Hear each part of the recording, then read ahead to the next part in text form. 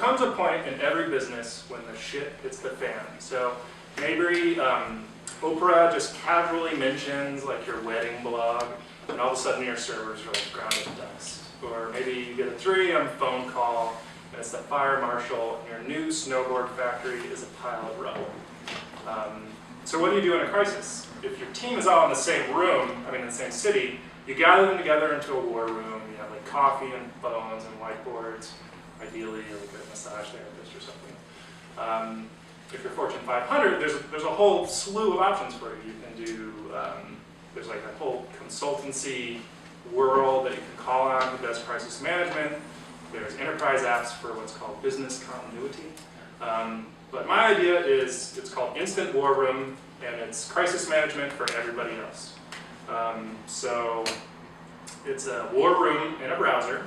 It has a combination of a communications hub, which bridges phones and web communication, with link slapping, file sharing, and a social media dashboard so that your team can sort of stay on top of the story on the public web.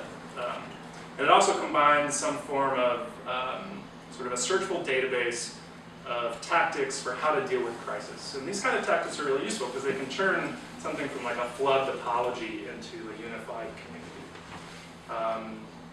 And so yeah, that's the whole idea. It's just it's instantwarroom.com, and it's basically clarity and communication and calm. Thank you for the alliteration. In the face of crisis. So that's the idea. It's a short pitch. So how are you going to sell it? Isn't it like a backup? People are not going to do it until the ship. Oh yeah, like a big part of the story has to be that it's 5 seconds to get started.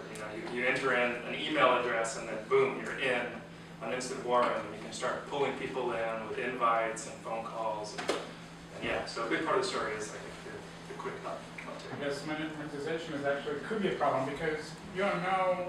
You get paid money right now for something, and for a short period of time, crazy's over, then you might not go back. Yeah. I was thinking about like one-time payments. There's a bunch of sort of peripheral, like associate and referral opportunities that I know about, but I'd be interested to hear if people have ideas. Well, it's a little bit like life insurance. You know Exactly. it's through that. Yeah, exactly. Yeah, so what you're trying to do is you're trying to get people to pay some sort of subscription fee and maybe partner with some business center like, is it Regis? What's the office? Office on demand, Yeah, the sort of office on demand.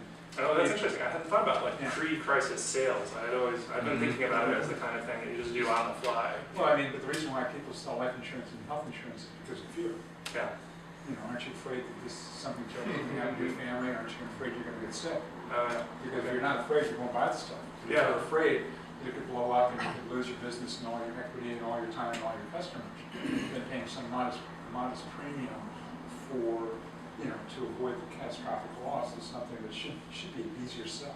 Oh, and I wonder if you could sell like pre-population of people's contact data somehow into that, so that people feel like they're prepping, their sort of call tree or whatever. To use an awesome word, I think that we can, there might be a synergy actually with like one of the PR hubs where you're submitting a press release, and they can be like, hey, if this gets huge, or if this gets somehow taken out of context, why don't you sign up now for an Instant War Room just to be able to kind of like track and manage this so that you can, and then it'll also have PR links so you can, So yeah, there's a competing space in social media dashboards. So there's already kind of an existing community building those, and so it's a little different than that. It's really all about when things go wrong as opposed to as soon as things go right. Is this for distributed teams? Is this intended for distributed teams? Mostly, in the pitch, that was the idea. Is that if you have everybody in the same city, you just get everybody in the same room, and that's what you do. So one potential downside is that distributed teams will already have their own communication, tools established for the work that they do day to day. So I just wonder if they would naturally gravitate towards using those, because in an emergency, I doubt your first reaction is going to be let's go on Google. It's going to be as far as the same tools. Yeah.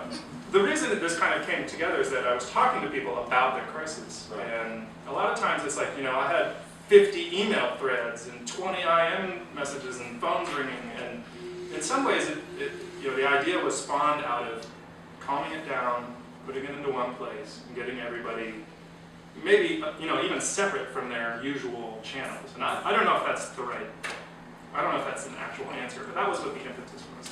I would think that your first sales pitch for this would be to insurance companies, risk assessment managers, and VCs.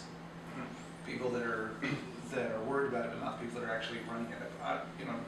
Oh, yeah. I see. The peripherals around the people who are having the crisis. Yeah. People are going to have the crisis. People who have to pay for it. People who pay for it. Yeah, exactly. People that are going to come in. I mean, it's a service for your insurance companies. It's a VC that's like, you got my money. You're going to make sure that I'm covered some way. Yeah. Here's how you're accountable to me when the shit hits the fan. Yeah. So it's ways. Because that's where your risk assessment is going to come from. That's where your business mind's going to have to say, if shit hits the fan, this is what's going to go on, because these are the people that are going to care about it. Because, if you're walking down the street, same thing driving a car. Shit, nobody's going to hit you. You're not going to get a wreck. You're a driver. Your building's not going to burn down. You got smoke detectors. If your oil platform blows up.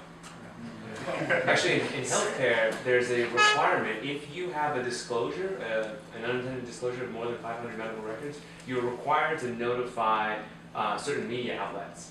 You have to do that in the state of Washington, not even for healthcare. It's for anybody who collects personal information. Sure, yeah. If there's a disclosure or a breach, you've got to notify, and it came from California, but you got to notify everybody. And if you're Fortune 500, there are these big industries called mass notification systems, whichever, that you buy into. And yeah, so when you have one of these breaches, you just sort of pull a lever, you have a preset number of people that they contact for you with this information. But there's nothing like that as far as I know for small and medium businesses. Idea is a good one, because sometimes if you can really get this adopted, people can get breaks on their rates, and so you use the insurance companies as a method of selling the product. That's a sales tactic. I don't know how to sell into that industry. So. What about a freemium model? Is there some service that you could offer until the crisis hits that would be some type of added value to have them in the system, so that when the crisis comes around, they say, okay, now I'm going to spend whatever to build out the bandwidth that I need to handle that crisis? I mean, if you looked at that? I haven't thought of anything.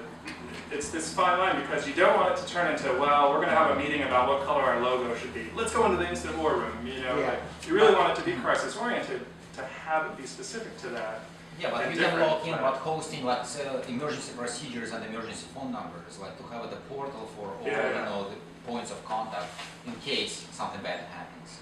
And I don't know if that specific thing, even without the rest of incident war room, I don't know if that specific thing exists or not. Well, we should do it in Google Docs or a wiki or something. Yeah. What about like an app application that basically dials your family? Like you have a message, you cannot call everybody and tell them that something bad happened and something, right? And it just dials everybody in their contact list, leaves a message and something like that, and they can touch, the button and sends you something that they read a message or something. Yeah, things like Twilio make that simple. Okay, that's me. Thank you, everybody. Nice.